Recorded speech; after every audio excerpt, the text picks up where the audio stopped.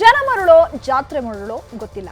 ಠಕ್ ಅಂತ ಹಣ ಬರುತ್ತೆ ಅಂತ ಪೋಸ್ಟ್ ಆಫೀಸ್ನಲ್ಲಿ ಖಾತೆ ತೆರೆಯೋದಕ್ಕೆ ಮಹಿಳೆಯರ ದಂಡೆ ಜಮಾಯಿಸಿದೆ. ಹಾಗಾದ್ರೆ ಏನ್ ಖಾತೆ, ಎಷ್ಟು ಹಣ ಬರುತ್ತೆ ಅನ್ನೋ ಕುತೂಹಲ ನಿಮ್ಮನ್ನು ಕಾಡ್ತಾ ಇದ್ರಾ? ಹಾಗಿದ್ರೆ ಈ ಸ್ಟೋರಿ ನೋಡಿ. ಪೋಸ್ಟ್ ಆಫೀಸ್ ಅಕೌಂಟ್ಗೆ ನಾರಿಯರ ದಂಡು, ಬಾಯಿ ಮಾತಿಗೆ ಜಿಪಿಒ ಬಳಿ ಮಹಿಳಾ ಮಣಿಗಳು. ಸರ್ಕಾರದ ವಿವಿಧ ಯೋಜನೆಗಳ ಹಣ ಬರುತ್ತೆ ಅಂತ ಪೋಸ್ಟ್ ಆಫೀಸ್ನಲ್ಲಿ ಖಾತೆ ತೆರೆಯಲು ಮಹಿಳೆಯರು ಮುಗಿಬಿದ್ದಿದ್ದಾರೆ. ನಗರದ ರಾಜಭವನ ರಸ್ತೆಯಲ್ಲಿರುವ ಜಿಪಿಒ ಬಳಿ ಇಂದು ಬೆಳಗ್ಗೆಯಿಂದಲೇ ನೂರಾರು ಮಹಿಳೆಯರು ಜಮಾಯಿಸಿ ಖಾತೆ ತೆರೆಯುವುದರಲ್ಲಿ ನಿರತರಾಗಿದ್ರು. ಬೆಂಗಳೂರಿನ ಶಿವಾಜಿನಗರ, ಮೈಸೂರು ರಸ್ತೆ, ಕೆಜಿಹಳ್ಳಿ, ನಾಗವಾರ, ಯಲಹಂಕ ಸೇರಿದಂತೆ ವಿವಿಧ ಕಡೆಗಳಿಂದ ನೂರಾರು ಮಹಿಳೆಯರು ಜಿಪಿಒ ಬಳಿಗೆ ಬಂದಿದ್ರು. ಎಲ್ಲರೂ ಕೂಡ ಕೈಯಲ್ಲಿ ಆಧಾರ್ ಕಾರ್ಡ್ ಹಾಗೂ ಕೆಲವು ದಾಖಲಾತಿ ಹಿಡ್ಕೊಂಡು ಸರತಿ ಸಾಲಿನಲ್ಲಿ ಪೋಸ್ಟ್ ಆಫೀಸ್ ಖಾತೆ ತೆರೆಯಲು ನಿಂತಿದ್ರು. ಪೋಸ್ಟ್ ಆಫೀಸ್ನಲ್ಲಿ ಅಕೌಂಟ್ ಮಾಡಿಸಿದ್ರೆ 8,000 ಹಣ ಬರುತ್ತೆ, ಅನ್ನಭಾಗ್ಯ ಹಣದ ಜೊತೆಗೆ 2,000 ಹಣವೂ ಬರುತ್ತೆ ಅನ್ನೋದು ಇವರ ನಂಬಿಕೆ. ಯಾರು ಹಂಗೆ ಅಕ್ಕಪಕ್ಕ ಅವರು ಹೇಳಿದ್ರು. 1 ಅವರ್ ಆಯ್ತು. ಮೈಸೂರು ರೋಡ್ ಜಿಪಿಒ ಅಂದ್ರೆ ಜನರಲ್ ಪೋಸ್ಟ್ ಆಫೀಸ್ನಲ್ಲಿ ಬಿಟ್ರೆ ಈ ಖಾತೆ ಬೇರೆಲ್ಲೂ ಮಾಡಲ್ಲ ಅಂತ ಸುದ್ದಿ ಹರಡಿದ್ದು ಎಲ್ಲಾ ಮಹಿಳೆಯರು ಜಿಪಿಒ ಬಳಿ ಜಮಾವಣೆಗೊಂಡಿದ್ರು. ಅಕ್ಕಪಕ್ಕದ ಮನೆಯವರು, ಸ್ನೇಹಿತರು, ಸಂಬಂಧಿಕರು ಹೇಳಿದ್ರು ಅಂತ ಬೆಳಗ್ಗೆ 6 ಗಂಟೆಯಿಂದಲೇ ಜಿಪಿಒ ಬಳಿ ಜಮಾಯಿಸಿದ್ರು. ಮಹಿಳೆಯರ ಸಂಖ್ಯೆ ನೋಡಿದ ಪೋಸ್ಟ್ ಆಫೀಸ್ ಸಿಬ್ಬಂದಿ 10 ಕೌಂಟರ್ ತೆರೆದಿದ್ರು. ಬೆಳಗ್ಗೆ 7 ಗಂಟೆಯಿಂದ ಪೋಸ್ಟ್ ಆಫೀಸ್ ಸಿಬ್ಬಂದಿ ಕೌಂಟರ್ ತೆರೆದು ಆಧಾರ್ ಕಾರ್ಡ್ ಪಡೆದು ಅಕೌಂಟ್ ಮಾಡ್ತಾ ಇದ್ರು. ನಮ್ಗೆ ಗೊತ್ತಿಲ್ಲ ಸರ್, ಇವ್ರು ಹೇಳಿದ್ರು, ಬಂದಿದ್ದೀವಿ ಅಷ್ಟೇ. ಆಧಾರ್ ಕಾರ್ಡ್, ಫೋನ್ ಅಷ್ಟೇ. ಅದು ಉಜ್ವಲ್ದು ನಮ್ದು ವಿನ್ ಮಾಡಿದ್ರೆ ಗೌರ್ಮೆಂಟ್ ಹಾಕ್ತೀನಿ ಅಂತ ಹೇಳಿದ್ರು, ಅದಕ್ಕೆ ಬಂದಿರೋದು. 8,000 ಅದಕ್ಕೆ ನಿಂತ್ಕೊಂಡಿದ್ದೀವಿ. ಇದು ಜೀವನ್ ಅಕೌಂಟ್ ಅಂತ ನಾ ಇಲ್ಲಿ ಮನೆ ಪಕ್ಕದಲ್ಲಿರೋಲ್ಲ ಮಾಡ್ಕೊಂಡು ಬಂದಿದ್ದಾರೆ, ಅದಕ್ಕೆ ನಾವು ಮಾಡೋಣ ಅಂತ ಬಂದಿದ್ದೀವಿ. ಇದು ಏನು ಹೊಸ ಅಕೌಂಟ್ ಓಪನ್ ಮಾಡಿದ್ದಾರೆ, ಅದಕ್ಕಾಗಿ 8,500 ಬರುತ್ತೆ ಅಂತ ಹೇಳಿದ್ರು. ಅದಕ್ಕೆ ನಾವು ಮನೆ ಪಕ್ಕದಲ್ಲಿರೋರ್ಗೆ ಹೇಳಿ ಕರ್ಕೊಂಡು ಬಂದು ಇಲ್ಲಿ ಮಾಡೋಣ ಅಂತ ಬಂದಿದ್ದೀವಿ. ಇಲ್ಲಿ ಪೋಸ್ಟ್ ಆಫೀಸಲ್ಲೇ ಮಾಡಬೇಕಂತ ಹೇಳಿದ್ರು, ಅದಕ್ಕೆ ಇಲ್ಲಿ ಬಂದು. ವಿಚಿತ್ರ ಅಂದ್ರೆ ಇಲ್ಲಿ ಬಂದಿದ್ದ ಬಹುತೇಕ ಮಹಿಳೆಯರಿಗೆ ಯಾವ ಖಾತೆ ಮಾಡಿಸ್ತಿದ್ದೀವಿ ಅನ್ನೋ ಅರಿವೇ ಇರಲಿಲ್ಲ. ನೆರೆಹೊರೆಯವರು ಹೇಳಿದ್ರು ಅಂತ ಎಲ್ಲರೂ ಆಧಾರ್ ಕಾರ್ಡ್ ಹಿಡಿದು ಪೋಸ್ಟ್ ಆಫೀಸ್ ಬಳಿ ದೌಡಾಯಿಸಿದ್ರು. ಪೋಸ್ಟ್ ಆಫೀಸ್ ಸಿಬ್ಬಂದಿ Indian postal payment bank account ಮಾಡಿ ಅಲ್ಲಿಯೇ ಕಾರ್ಡ್ ವಿತರಿಸ್ತಿದ್ರು. ಕಳೆದ 3-4 ದಿನಗಳಿಂದ ಇದೇ ರೀತಿ ಮಹಿಳೆಯರು ಬರ್ತಾ ಇದ್ದು ಎಲ್ಲರಿಗೂ IPPB ಖಾತೆ ಮಾಡಿಸಲಾಗ್ತಿದೆ. ನಾವು ಕಸ್ಟಮರ್ಗೆಲ್ಲ ಗೈಡ್ ಮಾಡ್ತಾ ಇದ್ವಿ, ಅಡ್ವೈಸ್ ಮಾಡ್ತಾ ಇದ್ವಿ, ಎಜುಕೇಟ್ ಮಾಡ್ತಾ ಇದ್ವಿ. ಸೊ ಆ ಥರ ಯಾವುದೇ ಮಾಹಿತಿ ನಮ್ಮ ಇಲಾಖೆಯಿಂದ, ನಮ್ಮ ಇಲಾಖೆಯಿಂದ IPPB ಖಾತೆ ತೆರೆದವ್ರಿಗೆ ಯಾವುದೇ ರೀತಿಯ ಹಣ ಹಾಕೋದಿಲ್ಲ. Still if you are interested, ನಿಮಗೆ ಆಸಕ್ತಿ ಇದ್ದರೆ ನಾವು ಖಾತೆ ಮಾಡಿಕೊಡ್ತೀವಿ. ಯಾಕಂದರೆ ನಮ್ಮದು ಕರ್ತವ್ಯ ಅದು, ನಮಗೆ ಖಾತೆ ಮಾಡಬೇಕು ಅಂತ ಬಂದವರಿಗೆ ಮಾಡಿಸೋದು ಕರ್ತವ್ಯ. ಆದರೆ ಈ ಥರ ಯಾವುದೇ ಖಾತೆಗೆ ಹಣ ಹಾಕಲ್ಲ ಅಂತ ನಾವು ಹೇಳ್ತಾ ಇದ್ದೀವಿ. ಪೋಸ್ಟ್ ಆಫೀಸ್ನಲ್ಲಿ ಖಾತೆ ಮಾಡಿಸಿದ್ರೆ ಸಮಸ್ಯೆ ಏನೂ ಇಲ್ಲ, ಆದ್ರೆ ಸರ್ಕಾರದ ಹಣ ಬರುತ್ತೆ ಅನ್ನೋ ವಿಚಾರ ಬಾಯಿಂದ ಬಾಯಿಗೆ ವ್ಯಾಪಕವಾಗಿ ಹರಡಿದ್ದು ಮಾತ್ರ ದುರಂತ. ದೂರದ ಊರುಗಳಿಂದಲೂ ಕೂಡ ಮಹಿಳೆಯರು ಬೆಂಗಳೂರಿಗೆ ಬರ್ತಿದ್ದಾರೆ. ಆದ್ರೆ ಈ ಅಕೌಂಟ್ ನಮ್ಮ ಊರಲ್ಲೂ ಮಾಡಿಸಬಹುದು ಅನ್ನೋದು ಕೂಡ ಸತ್ಯ. ಸರ್ಕಾರದ ಹಣ ಬರುತ್ತೆ ಅನ್ನೋದು ಸುಳ್ಳು ಸುದ್ದಿ. ಕ್ಯಾಮರಾ ಪರ್ಸನ್ ಎಡ್ವಿನ್ ಜೊತೆ ಮುನಿರಾಜು, ನ್ಯೂಸ್ 18 ಬೆಂಗಳೂರು. ಇವೆರಡು ಡಿಟೆಕ್ಟಿವ್ ಏಜೆನ್ಸಿಗಳು ಸಾರ್ವಜನಿಕರ ಸಣ್ಣ ಪುಟ್ಟ ವಿಚಾರಗಳ ಬಗ್ಗೆ ಕೆಲಸ ಮಾಡ್ತಾ ಇದ್ರು. ಏಕಾಏಕಿ ಜನರ ಮೊಬೈಲ್ ಕರೆಗಳ ಮೇಲೆ ಕಣ್ಣು ಹಾಕಿದ್ರು. ಆ ಬಳಿಕ ಅಕ್ರಮವಾಗಿ ಜನರ ಮೊಬೈಲ್ ಕರೆ ಸಂಗ್ರಹ ಮಾಡ್ತಾ ಇದ್ರು. ಇದೀಗ 2 ಏಜೆನ್ಸಿಗಳಿಗೆ ಸಿಸಿಬಿ ಪೊಲೀಸರು ಬಿಸಿ ಮುಟ್ಟಿಸಿದ್ದಾರೆ. ಆಗಿದ್ದೇನು, ಬನ್ನಿ ನೋಡೋಣ. ಅಕ್ರಮ ಸಿಡಿಆರ್ ಸಂಗ್ರಹದಲ್ಲಿ ಡಿಟೆಕ್ಟಿವ್ ಏಜೆನ್ಸಿ. ಸಿಡಿಆರ್ ರಿಪೋರ್ಟ್ ತೆಗೆದು ಹಣಕ್ಕಾಗಿ ಸೇಲ್. ಬೆಂಗಳೂರಿನಲ್ಲಿ ಡಿಟೆಕ್ಟಿವ್ ಏಜೆನ್ಸಿ ಹೆಸರಲ್ಲಿ ಸಾರ್ವಜನಿಕರ ಮೊಬೈಲ್ ಫೋನ್ ಕರೆಗಳ ಮಾಹಿತಿ ಸಂಗ್ರಹಿಸುತ್ತಿದ್ದ ಏಜೆನ್ಸಿಗಳಿಗೆ ಸಿಸಿಬಿ ಪೊಲೀಸರು ಬಿಸಿ ಮುಟ್ಟಿಸಿದ್ದಾರೆ. ಗೋವಿಂದರಾಜನಗರ ಹಾಗೂ ವಿಜಯನಗರದಲ್ಲಿದ್ದ 2 ಡಿಟೆಕ್ಟಿವ್ ಏಜೆನ್ಸಿಗಳು ಅಕ್ರಮವಾಗಿ ಮೊಬೈಲ್ ಕರೆಗಳ ಡೀಟೇಲ್ಸ್ ತೆಗೆದು ಮಾರಾಟ ಮಾಡುತ್ತಿದ್ದು, ಈ ಬಗ್ಗೆ ಮಾಹಿತಿ ಪಡೆದ ಸಿಸಿಬಿ ಪೊಲೀಸರು 2 ಏಜೆನ್ಸಿಗಳ ಮೇಲೆ ದಾಳಿ ನಡೆಸಿ ಪರಿಶೀಲನೆ ನಡೆಸಿದ್ದರು.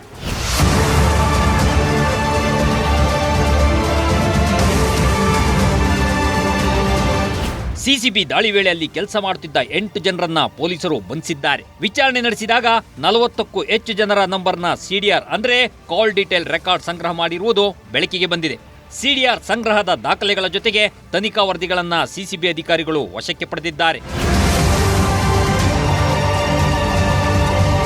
ಪುಣೆ ಮೂಲದ ವ್ಯಕ್ತಿಯಿಂದ ಸಿಡಿಆರ್ ಪಡೆಯುತ್ತಿದ್ದ ಬಗ್ಗೆ ಮಾಹಿತಿ ಸಿಕ್ಕಿದ್ದು ಸಿಸಿಬಿ ಪೊಲೀಸರು ಕೂಡ ಗ್ರಾಹಕರ ಸೋಗಿನಲ್ಲಿ ಡಿಟೆಕ್ಟಿವ್ ಏಜೆನ್ಸಿಗೆ ಹೋಗಿದ್ದಾರೆ.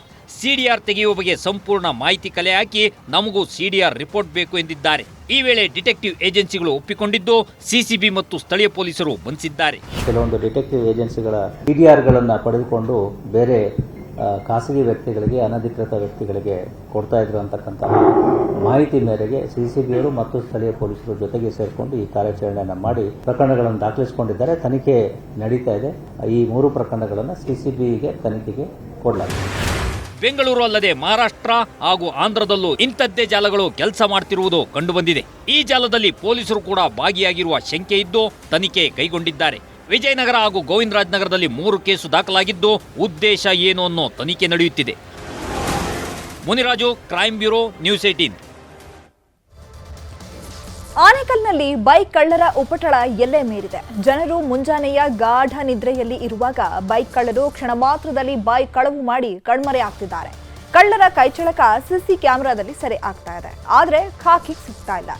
ಏನಿದು ಖದೀಮರು ಹಾಗೂ ಕಾಕಿ ಕಥೆ? ಬನ್ನಿ ನೋಡೋಣ.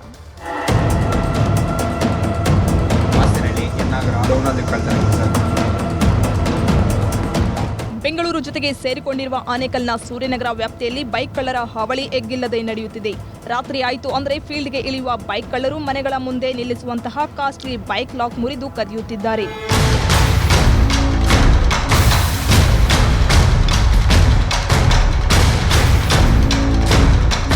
ಡ್ಯೂಕ್, ಪಲ್ಸರ್, ಡಿಯೋದಂತಹ ಬೈಕ್ ಟಾರ್ಗೆಟ್ ಮಾಡುವ ಆಸಾಮಿಗಳು ಏರಿಯಾ ರೌಂಡ್ಸ್ ಮಾಡಿ ಮೊದಲು ಬೈಕ್ಗಳನ್ನ ಗುರುತಿಸುತ್ತಾರೆ. ಆ ಬಳಿಕ ಮಿಡ್ ನೈಟ್ನಲ್ಲಿ ಬೈಕ್ ಎಗರಿಸಿ ಪರಾರಿಯಾಗ್ತಾರೆ. ಬೈಕ್ ಕಳ್ಳರ ಕೈಚಳಕ ಸಿಸಿ ಕ್ಯಾಮೆರಾದಲ್ಲಿ ಸೆರೆಯಾಗಿದ್ದು ಬೈಕ್ ಕಳ್ಳರನ್ನ ಬಂಧಿಸಲು ಜನ ಆಗ್ರಹಿಸಿದ್ದಾರೆ. ಶನಿವಾರ ನೈಟ್ ಆಗಿದ್ದು, ಭಾನುವಾರ ಬೆಳಗ್ಗೆ ಗಾಡಿನೇ ಇರಲಿಲ್ಲ. Dio yellow colour hand lock ಎಲ್ಲ ಮಾಡಿದ್ದೆ. ಒಳಗಡೆ ನಿಲ್ಲಿಸ್ಬೇಕಾಗಿದ್ದು ಆಚೆ ನಿಲ್ಲಿಸಿದ್ದೆ ಅಷ್ಟೇ. ಬೆಳಗ್ಗೆ ಎದ್ದು ನೋಡಿದ್ರೆ ಗಾಡಿ ಇರಲಿಲ್ಲ. ಎಷ್ಟೊತ್ತಲ್ಲಿ? ಬೆಳಗ್ಗೆ ನಾವು ಎದ್ದೇಳಿದ್ದೆ 8 ಗಂಟೆಗೆ. ಆವಾಗ ಗಾಡಿ ವಾಷಿಂಗ್ ಮಾಡೋಕ್ಕೆ ಗಾಡಿ ಎಲ್ಲಿ ನಿಲ್ಸಿದ್ದೆ ಅಂತ ನನಗೆ ಬಂದು ಕೇಳಿದೆ. ನೀನು ತಾನೇ ನೈಟ್ ನಿಲ್ಸಿದ್ದು ಅಂದಿದ್ದಕ್ಕೆ ಅವನು ಇಲ್ಲ, ಗಾಡಿನೇ ಇಲ್ಲ ಅಂದ. ಆವಾಗ ಇಲ್ಲೆಲ್ಲ ಹುಡ್ಕಾಡಿದ್ರಿ, ಸಿಗಲಿಲ್ಲ. ಮೊದಲಿಗೆ ಏರಿಯಾದಲ್ಲಿ ಸುತ್ತಾಡಿ ಬೈಕ್ ಎಲ್ಲೆಲ್ಲಿ ನಿಲ್ಲಿಸಿದ್ದಾರೆ ಅನ್ನೋದನ್ನ ಗಮನಿಸ್ತಾರೆ. ಆ ಬಳಿಕ ಬಂದು ರಾಜಾರೋಷವಾಗಿ ಬೈಕ್ ಕದ್ದು ಪರಾರಿಯಾಗುತ್ತಿದ್ದಾರೆ. ಕಳೆದೊಂದು ವಾರದಲ್ಲಿ ಸೂರ್ಯನಗರ ಠಾಣಾ ವ್ಯಾಪ್ತಿಯಲ್ಲಿ ಸುಮಾರು 15ಕ್ಕೂ ಅಧಿಕ ಬೈಕ್ ಕಳ್ಳತನ ನಡೆದಿದೆ. ಮಧ್ಯರಾತ್ರಿ ಕಳ್ಳರು ಕರಾಮತ್ತು ತೋರಿಸುತ್ತಿದ್ದು ಪೊಲೀಸರು ಗಸ್ತು ತಿರುಗಿದರೆ ಕಳ್ಳರ ಕಾಟ ನಿಯಂತ್ರಣಕ್ಕೆ ಬರಬಹುದು ಅನ್ನೋದು ಸಾರ್ವಜನಿಕರ ಅಭಿಪ್ರಾಯ. ಸರ್, ಡ್ಯೂಕು ಮತ್ತು ಪಲ್ಸರು ಯಾವ್ದು ಸಿಗುತ್ತೋ ಅವೆಲ್ಲ ಎತ್ಕೊತಿದ್ದಾರೆ ಸರ್. ನಾರ್ಮಲ್ ಇವ್ರು ನಡ್ಕೊಂಡು ಬರ್ತಾರೆ ಸರ್, ಆ ಕಡೆ ಈ ಕಡೆ ವಿಸಿಟ್ ಮಾಡಿಕೊಂಡು ಬಂದಿದ ತಕ್ಷಣ ಎಲ್ಲ ಎತ್ಕೊಂಡು ಹೋಗ್ತಿದ್ದಾರೆ ಸರ್ ಗಾಡಿನ. ಅದೇ ಸ್ಟೇಷನ್ ಕಂಪ್ಲೇಂಟ್ ಕೊಟ್ಟಿದ್ದೀವಿ ಸರ್, ನಾನು FIR ಆಗಿದೆ, ಹುಡಿಸ್ಕೊಡ್ತೀನಿ ಅಂತಿದ್ದಾರೆ ಸರ್. ಅದೇ ಪೊಲೀಸರು ಒಂಚೂರು ಫುಲ್ ಅವರ ಪ್ರಯತ್ನ ಎಲ್ಲ ಪಟ್ಟು ನಮಗೆ ಒಂಚೂರು ಗಾಡಿ ಹುಡ್ಕೊಡ್ಬೇಕು ಸರ್. ತುಂಬ ಒಂದು 10-15 ಗಾಡಿ ಕಳ್ತನ ಆಗಿದಾವೆ ಸರ್. ಡೈಲಿ ನೈಟ್ ಕಳ್ತನ, ನೈಟಲ್ಲೇ ಹೋಗ್ತಾನೆ ಇದಾವೆ ಗಾಡಿಗಳು. ಬರೀ ನೈಟಲ್ಲೇ ಮಿಡ್ ನೈಟಲ್ಲಿ ಹೋಗ್ತಾ ಇದ್ದಾವೆ. ಮನೆ ಮುಂದೆ ನಿಲ್ಸಿರೋದು ಲಾಕ್ ಆಗಿರೋದೇ ಹೋಗ್ತಾ ಇದ್ದಾವೆ. ಬಿಲ್ಡಿಂಗಲ್ಲೇ ಒಂದು ಮನೆಯದು ಕಳ್ತನ ಆಗಿತ್ತು. ಇಲ್ಲಿ ಕಿತ್ಗನಹಳ್ಳಿಯಲ್ಲಿ ಒಂದು ಕಳ್ತನ ಆಗಿದೆ ಅಂತೆ. ಅದಕ್ಕೆ ಸಲುವಾಗಿ ಪೊಲೀಸರು ಬಂದು ನೈಟಲ್ಲಿ ಒಂದು 2 ರೌಂಡ್ ಹೊಡೆದ್ಬಿಟ್ಟು ಹೋಗ್ಬೇಕಂತ ನಮ್ಮ ವಿನಂತಿ. ಪೊಲೀಸರು ಚಾಪೆ ಕೆಳಗೆ ತೂರಿದ್ರೆ ಬೈಕ್ ಕಳ್ಳರು ರಂಗೋಲಿ ಕೆಳಗೆ ತೂರುವ ಕೆಲಸ ಮಾಡ್ತಾರೆ. ಆದರೆ ಪೊಲೀಸರು ಮನಸ್ಸು ಮಾಡಿದ್ರೆ ಸಿಸಿಟಿವಿಯಲ್ಲಿ ಆರೋಪಿಗಳನ್ನ ಬಂಧನ ಮಾಡೋದು ಅಷ್ಟೊಂದು ಕಷ್ಟದ ಕೆಲಸ ಅಲ್ಲ. ಪೊಲೀಸರು ಇಚ್ಛಾಶಕ್ತಿ ತೋರಿಸಬೇಕು ಅಂತ ಪೊಲೀಸರ ವಿರುದ್ಧವೂ ಕೂಡ ಜನ ಮಾತನಾಡಿಕೊಳ್ತಿದ್ದಾರೆ. ಆದೂರು ಚಂದ್ರು, ನ್ಯೂಸ್ 18. ಸಿಲಿಕಾನ್ ಸಿಟಿಯಲ್ಲಿರೋ ಕೆರೆಗಳು ಕಲುಷಿತಗೊಳ್ತಿವೆ. ಅದರಲ್ಲೂ ಪಾಲಿಕೆ ಮಾಡುವ ಎಡವಟ್ಟುಗಳಿಂದ ಕೆರೆಗಳು ಹಾಳಾಗ್ತಾ ಇರೋದು ಮತ್ತೊಂದು ಸಂಕಷ್ಟ ಎದುರಾಗಿದೆ. ಹೀಗಿರುವಾಗ ಪಕ್ಷಿಗಳಿಗೆ ಅಂತ ಮೀಸಲಿರುವ ಪುಟ್ಟೇನಹಳ್ಳಿ ಕೆರೆ ಕಲುಷಿತಗೊಂಡಿದೆ. ಏನಾಯ್ತು ಬನ್ನಿ ನೋಡೋಣ. ಪುಟ್ಟೇನಹಳ್ಳಿ ಕೆರೆಗೆ ರಾಜಕಾಲುವೆ ನೀರು ಮಿಕ್ಸ್. ಕಲುಷಿತ ಆಗ್ತಿದೆ ಶುದ್ಧ ನೀರಿನ ಪುಟ್ಟೇನಹಳ್ಳಿ ಕೆರೆ. ಬೆಂಗಳೂರಿನಲ್ಲಿ ಕೆಲವು ವಾರದ ಹಿಂದೆ ಸುರಿದ ಭಾರೀ ಮಳೆಗೆ ಯಲಹಂಕದ ಹಲವು ಕಡೆ ಮನೆಗಳಿಗೆ ರಾಜಕಾಲುವೆ ನೀರು ನುಗ್ಗಿ ಸಮಸ್ಯೆಯಾಗಿತ್ತು. ಪಾಲಿಕೆಯ ಅವೈಜ್ಞಾನಿಕ ಯೋಜನೆಗಳಿಂದಲೇ ಈ ರೀತಿ ಆಗಿದೆ ಅನ್ನೋದು ತಿಳಿದು ಬಂತು. ಇದರ ಬೆನ್ನಲ್ಲೇ ಈಗ ಮತ್ತೊಂದು ಸಮಸ್ಯೆ ಮಾಡಿದ್ದಾರೆ ಪಾಲಿಕೆ ಅಧಿಕಾರಿಗಳು. ಮನೆಗಳಿಗೆ ನುಗ್ಗಿದ್ದ ನೀರನ್ನು ತೆಗೆಯುವ ಸಲುವಾಗಿ ಇಲ್ಲಿ ಹಾಕಿದ್ದ ತಡೆಗೋಡೆಯನ್ನು ತೆರವು ಮಾಡಲಾಗಿದೆ. ಇದರಿಂದ ಪಕ್ಕದಲ್ಲಿದ್ದ ಪುಟ್ಟೇನಹಳ್ಳಿ ಕೆರೆಗೆ ರಾಜಕಾಲುವೆಯ ನೀರು ಸೇರ್ಕೊಂಡಿದೆ. ಇದೀಗ ಪುಟ್ಟೇನಹಳ್ಳಿ ಕೆರೆ ನೀರು ಕಲುಷಿತವಾಗಿದೆ. ಈ ಕೆರೆಯು ಅರಣ್ಯ ಇಲಾಖೆಯ ಸುಪರ್ದಿಯಲ್ಲಿರೋ ಕಾರಣದಿಂದ ರಾಜಕಾಲುವೆ ನೀರು ಬಿಡಲು ಅನುಮತಿ ಇರಲಿಲ್ಲ. ಆದರೆ ಮಳೆಯಿಂದ ಸಮಸ್ಯೆಯಾದ ಬೆನ್ನಲ್ಲೇ ಅಧಿಕಾರಿಗಳು ಏಕಾಏಕಿ ಈ ರೀತಿ ಮಾಡಿರೋದ್ರಿಂದ ಕೆರೆಯ ನೀರು ಕಲುಷಿತಗೊಂಡಿದೆ. ಈ ಪುಟ್ಟೇನಹಳ್ಳಿ ಕೆರೆ ಪಕ್ಷಿಗಳಿಗೆ ಅಂತಲೇ ಮೀಸಲಿಟ್ಟ ಕೆರೆಯಾಗಿದೆ. ಇಲ್ಲಿ ಚುಕ್ಕಿ ಬೆಳೆದ ಬೂದು ಕಾಜಾಣ, ಕೋಗಿಲೆ, ಹೊನ್ನಕ್ಕಿ, ಬೂದು ಹುಲಿಯಕ್ಕಿ, ನೇರಳೆ ಸೂರಕ್ಕಿ, ಸಣ್ಣ ಕುಟ್ರ ಸೇರಿದಂತೆ 100ಕ್ಕೂ ಹೆಚ್ಚು ಬಗೆಯ ಪಕ್ಷಿಗಳಿದ್ದು ಕಲುಷಿತ ನೀರನ್ನು ಸೇವಿಸುವ ಪರಿಸ್ಥಿತಿ ಎದುರಾಗಿದೆ. ಈಗ ಈ ಕೆರೆ ಬಗ್ಗೆ ಮಾತಾಡಿದಾಗ ಅದೊಂದು ಬರ್ಡ್ ಸ್ಯಾಂಕ್ಚುರಿ ಅಂದ್ಬಿಟ್ಟು ಭಾಳ ಓಡೋದ್ರು ಈ ಇಂಡಿಯನ್ ಇನ್ಸ್ಟಿಟ್ಯೂಟ್ ಆಫ್ ಸೈನ್ಸ್ ಪ್ರೊಫೆಸರ್ಗಳು. ಪಾಪ ಅವ್ರು ದುಡ್ಡು ಹಾಕಿ ಕೇಸ್ಗೆ ಹೋಗಿ NGTಗೆಲ್ಲ ಹೋಗಿ ಅವರು ಇದೆಲ್ಲ ಮಾಡಿ ಒಂದು ಬರ್ಡ್ ಸ್ಯಾಂಕ್ಚುರಿ ಮಾಡಿದ್ದಾರೆ. ಸೊ ಫಾರೆಸ್ಟ್ ಡಿಪಾರ್ಟ್ಮೆಂಟ್ ರೆಸ್ಪಾನ್ಸಿಬಿಲಿಟಿ ಇದೆ ಇದಕ್ಕೆ. ಈಗ ನಮ್ಮ ಕಾನ್ಸ್ಟಿಟ್ಯೂಷನಲ್ಲಿ ಹೇಳೋದೇನು, everybody's responsibility to safeguard the rivers, lakes, forest ಎಲ್ಲದಕ್ಕೂ ಒಂದು ಕಾನ್ಸ್ಟಿಟ್ಯೂಷನ್ ನಮಗೊಂದು ಬೈಂಡಿಂಗ್ ಇದೆ. ಪಾಲಿಕೆಗೆ ಸಂಸ್ಕರಣ ನೀರನ್ನ ಕೆರೆಗೆ ಬಿಡದಂತೆ ಅರಣ್ಯ ಇಲಾಖೆ ಸೂಚನೆ ನೀಡಿದೆ. ಕಲುಷಿತ ನೀರಿನ ಮಿಕ್ಸಿಂಗ್ನಿಂದ ಸದ್ಯ ಯಾವುದೇ ಪಕ್ಷಿಗೆ ಅಥವಾ ಜಲಚರಗಳಿಗೆ ತೊಂದರೆಯುಂಟಾಗಿಲ್ಲ. ಈ ಹಿನ್ನೆಲೆಯಲ್ಲಿ ಕೆರೆಗೆ ಕಲುಷಿತ ನೀರು ಹೋಗದಂತೆ ತಡೆಯಲು ಅಂಡರ್ಗ್ರೌಂಡ್ ಸೀವೇಜ್ ಪೈಪ್ ಕನೆಕ್ಷನ್ ಕಾಮಗಾರಿಯನ್ನ ಅಧಿಕಾರಿಗಳು ಕೈಗೆತ್ತಿಕೊಂಡಿದ್ದಾರೆ. ಕೆರೆಗೆ ಸೀವೇಜ್ ನೀರು ಸೇರದಂತೆ ಕ್ರಮ ತೆಗೆದುಕೊಳ್ಳಲಾಗ್ತಿದೆ ಎಂದಿದ್ದಾರೆ. ತುಂಬಾ ಮಳೆ ಆದಾಗ ಅಲ್ಲಿ ಪಕ್ಕದಲ್ಲಿರುವಂತಹ ಕಲುಷಿತ ವಾಟರು, ಗಲೀಜ್ ವಾಟರು ಸಹ ನಮ್ಮ ಕೆರೆಗೆ ಬರ್ತಾ ಇತ್ತು. ಅದನ್ನು ತಡಿಲಿಕ್ಕಾಗಿ ಒಂದು 20ನೇ ತಾರೀಕು ಉನ್ನತ ಅಧಿಕಾರಿಗಳು ಸರ್ಕಾರದಿಂದ ಬಂದು ಎಲ್ಲರೂ ನೋಡಿ ಬೇರೆ ರೀತಿಯಲ್ಲಿ ಮಾರ್ಗವಾಗಿ ಅದನ್ನು ತಗೊಂಡೋಗಿ ಅಲ್ಲಿ ಪೈಪ್ಲೈನ್ ಮಾರ್ಗ ಮಾಡಬೇಕು ಅಂತೇಳಿ ಆಗಿದೆ. ಅದರ ಮಟ್ಟಿಗೆ ಹಾಗಾಗಿ ಕಲುಷಿತ ಆಗೋದನ್ನ ತಡಿಲಿಕ್ಕೆ ನಾವು ಹೊರಟಿದ್ದೆ. ಇದಕ್ಕೆ ಯಾವುದೇ ಪ್ರಾಣಿಗೇನು ನಮಗೆ ಪ್ರಾಬ್ಲಮ್ ಆಗಿಲ್ಲ. ಒಟ್ನಲ್ಲಿ ಶುದ್ಧವಾಗಿದ್ದ ಪುಟ್ಟೇನಹಳ್ಳಿ ಕೆರೆಯೂ ಕಲುಷಿತವಾಗಿದೆ. ಕೆರೆಯ ಶುದ್ಧೀಕರಣ ಕಾರ್ಯ ನಡೆಯುತ್ತಿದೆ. ಇನ್ಮುಂದೆ ಈ ರೀತಿ ಆಗದಂತೆ ನಿಗಾವಹಿಸಲು ಅರಣ್ಯ ಇಲಾಖೆ ಮುಂದಾಗಿದೆ ಅನ್ನೋದು ನೆಮ್ಮದಿಯ ಸಂಗತಿ. ಹಂಸಶ್ಯಾಮಲ, ನ್ಯೂಸ್ 18 ಬೆಂಗಳೂರು. ಇವತ್ತು ಮಕ್ಕಳು ಬಹಳ ದಿನಗಳ ನಂತರ ಹೆಗಲಿಗೆ ಪುಸ್ತಕದ ಬ್ಯಾಗ್ ಹಾಕೊಂಡು ಶಾಲೆಗೆ ಹೋಗಿದ್ರು. ಬೇಸಿಗೆ ಬಳಿಕ ಮೊದಲ ದಿನದ ಸಂಭ್ರಮ ಈ ಶಾಲೆಯಲ್ಲಿ ಕಾಣೆಯಾಗಿತ್ತು. ವಿದ್ಯಾರ್ಥಿನಿಯರು ಕಣ್ಣೀರು ಹಾಕಿದ್ರು. ಪೋಷಕರ ಆಕ್ರೋಶ ಹೆಚ್ಚಾಗಿತ್ತು. ಅಷ್ಟಕ್ಕೂ ಅಲ್ಲಿ ಏನಾಯಿತು, ಈ ಸ್ಟೋರಿ ನೋಡಿ. 2024-25ನೇ ಸಾಲಿನ ಶೈಕ್ಷಣಿಕ ವರ್ಷಕ್ಕೆ ವೆಲ್ಕಮ್. ಫೀಸ್ ಕಟ್ಟಿದ್ರೆ ಮಾತ್ರ ಕ್ಲಾಸ್, ಇಲ್ದಿದ್ರೆ ನೋ ಕ್ಲಾಸ್.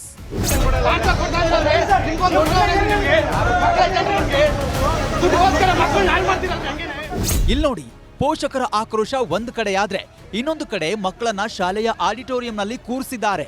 ಮಕ್ಕಳನ್ನ ಶಾಲೆಗೆ ಸೇರಿಸಲ್ಲ ಅನ್ನೋ ಮೆಸೇಜ್ ಹಾಕಿದ್ದು ಜನರ ಆಕ್ರೋಶಕ್ಕೆ ಕಾರಣವಾಗಿದೆ.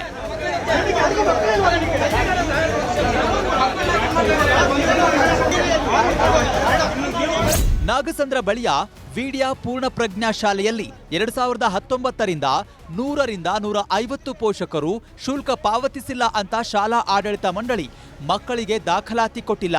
ಸುಮಾರು 75 ಲಕ್ಷ ಶುಲ್ಕ ಪಾವತಿ ಬಾಕಿದೆ ಅನ್ನೋ ಕಾರಣಕ್ಕೆ ಶಾಲೆಗೆ ಬರಬೇಡಿ ಅಂತ ಮೆಸೇಜ್ ಹಾಕಿದ್ರಂತೆ. ಬೆಳಗ್ಗೆ ಶಾಲೆಗೆ ಬಂದಾಗ ಮಕ್ಕಳ ಜೊತೆಗೆ ಬೇಕಾಬಿಟ್ಟಿಯಾಗಿ ಮಾತನಾಡಿದ್ದು ಮಕ್ಕಳ ಕಣ್ಣೀರಿಗೆ ಕಾರಣವಾಗಿದೆ.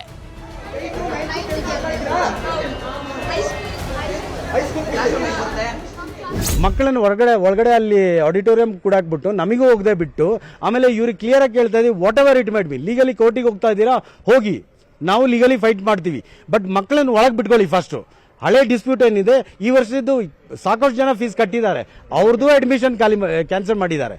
ಅಡ್ಮಿಷನ್ ಕ್ಯಾನ್ಸಲ್ ಮಾಡಿಬಿಟ್ಟು ಮಕ್ಕಳನ್ನ ನಾವು ನಿಮ್ದು ಅಡ್ಮಿಷನ್ ಮಾಡಿಸ್ಕೊತಾ ಇಲ್ಲ, ಹಳೇದು ಎಷ್ಟು ಫೀಸ್ ಕಟ್ಟೋ ತನಕ ನಾವು ನಿಮಗೆ ಒಳಗಡೆ ಬಿಟ್ಕೊಳ್ತಾ ಇಲ್ಲ. ತುಂಬಾ ಜನ ಟೀಚರ್ಸ್ ಓಪನ್ ಆಗಿ ಸ್ಟೂಡೆಂಟ್ಸ್ ಕೇಳಿದ್ದಾರೆ, ನಿಮ್ ಪೇರೆಂಟ್ಸ್ ಫೀಸ್ ಕಟ್ಟಿಲ್ಲ ಅಂತ. ಅದು ಕೋವಿಡ್ ಟೈಮ್ದು. ಲಾಸ್ಟ್ ಇಯರ್ ಈ ಇಯರ್ ಎಲ್ಲರೂ ಕಂಪ್ಲೀಟ್ ಫೀಸ್ ಕಟ್ಟಿದ್ದಾರೆ. ಸೊ ಮಕ್ಳಿಗೆ ಯಾರು ಹರಾಸ್ಮೆಂಟ್ ಮಾಡಂಗಿಲ್ಲ. ಅಂಡ್ ತುಂಬಾ ಮ್ಯಾನೇಜ್ಮೆಂಟ್ ಅವರೇ ಹೇಳ್ತಾರೆ ಅವ್ರಗಳಿಗೆ ಏನೂ ಗೊತ್ತಿಲ್ಲ, ಟೀಚರ್ಸ್ ಯಾರೂ ಇನ್ವಾಲ್ವ್ ಆಗಿಲ್ಲ ಇದರಲ್ಲಿ, ಯಾರಿಗೂ ಏನೂ ಗೊತ್ತಿಲ್ಲ ಅಂತ. ಬಟ್ ತುಂಬಾ ನಡೆದಿದೆ. ಮಕ್ಳಿಗೆ ಹರಾಸ್ಮೆಂಟ್ ಮಾಡೋದು ಎಲ್ಲರ ಹತ್ರನೂ ಪ್ರೂಫ್ ಇದೆ. ಎಲ್ಲಾ ಪೇರೆಂಟ್ಸು ಅವ್ರ ಚಿಲ್ಡ್ರನ್ಸ್ ನ ಕರ್ಕೊಂಬರಕ್ ರೆಡಿ ಇದ್ದಾರೆ.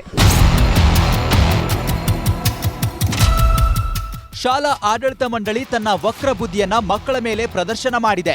ಫೀಸ್ ಕಟ್ಟಿಲ್ಲ ಅನ್ನೋ ಕಾರಣಕ್ಕೆ ಮಕ್ಕಳ ಬಳಿ ಬಾಯಿಗೆ ಬಂದಂತೆ ಮಾತನಾಡಿದ್ದಾರೆ ಅನ್ನೋದು ಮಕ್ಕಳ ಮಾತಲ್ಲೇ ಗೊತ್ತಾಗ್ತಾ ಇದೆ. ಮಕ್ಕಳ ಕಣ್ಣೀರು ಕಂಡ ಪೋಷಕರು ಆಕ್ರೋಶವನ್ನ ಹೊರಹಾಕಿದ್ದಾರೆ.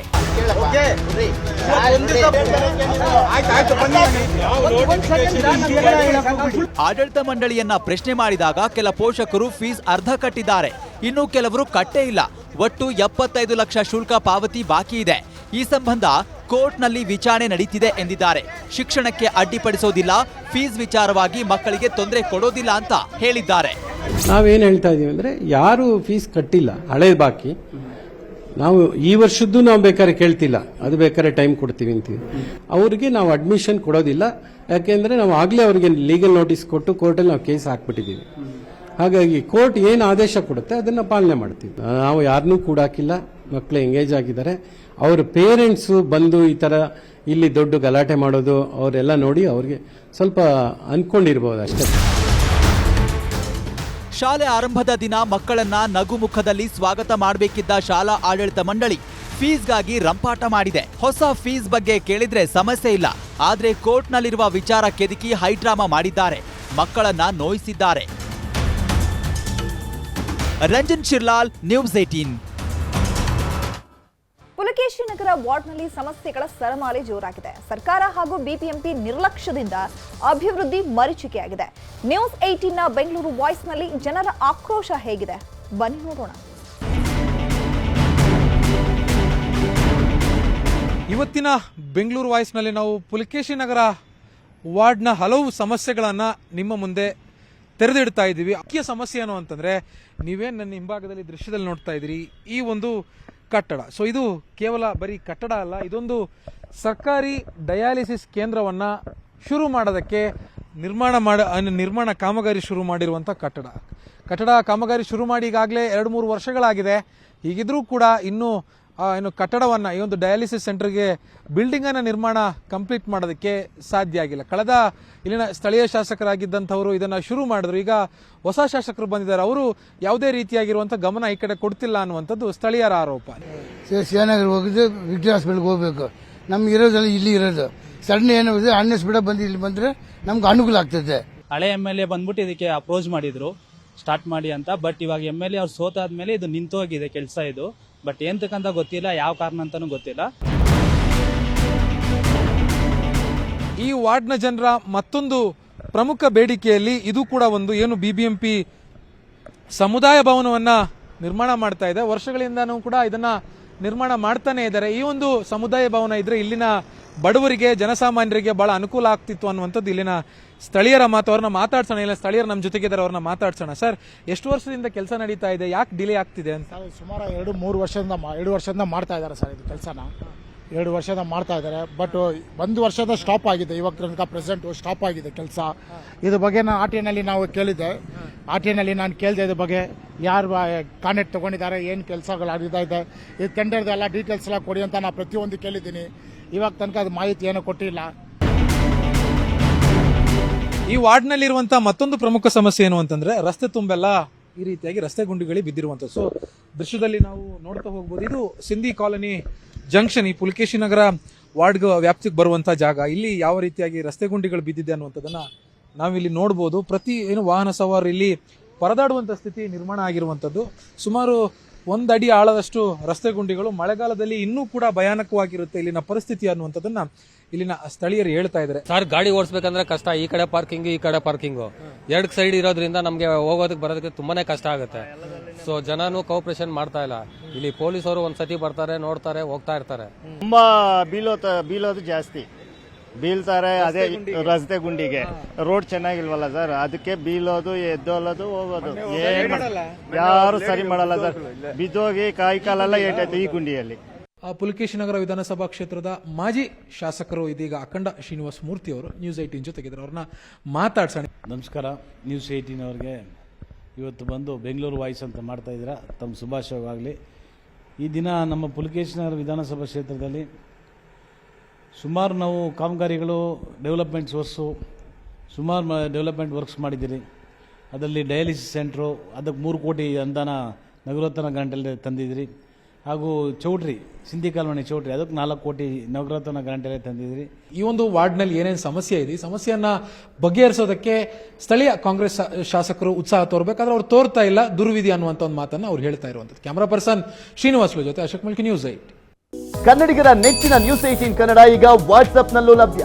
ಕರ್ನಾಟಕ, ದೇಶ ವಿದೇಶಗಳ 360 ಡಿಗ್ರಿ ಸುದ್ದಿಯ ವಿವರಗಳನ್ನ ನಿಮ್ಮ ಕೈ ಬೆರಳುಗಳಲ್ಲೇ ಪಡಿಲಿಕ್ಕೆ ಈ QR ಕೋಡ್ ಅನ್ನ ಸ್ಕ್ಯಾನ್ ಮಾಡಿ, ನಮ್ಮ ಚಾನಲ್ ಫಾಲೋ ಮಾಡಿ, ನೋಟಿಫಿಕೇಶನ್ ಆನ್ ಮಾಡಿ.